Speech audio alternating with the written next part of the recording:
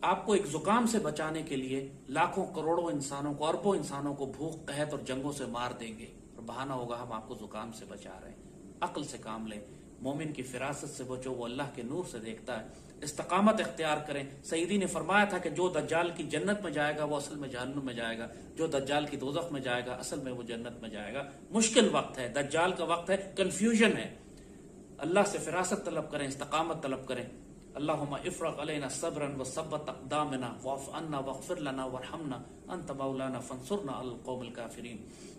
ہمارے قدم جما دے میرے مالک، غفلت، غلطیوں کوتاہیوں پہ مغفرت فرما، ہماری آنے والے وقت میں ہمیں اس جماعت میں شامل فرما جو سیدی رسول اللہ کی جماعت ہوگی، جو غزوہ ہند میں شامل ہوگی، جو فتح البیت المقدس کی نصیب جس کے نصیب میں ہوگا، جو حرمین شریفین کے محافظ ہوگی، سیدی رسول اللہ کے دین کی محافظ ہوگی۔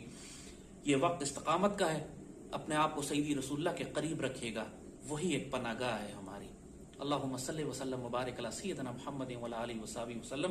پاکستان زندہ باد۔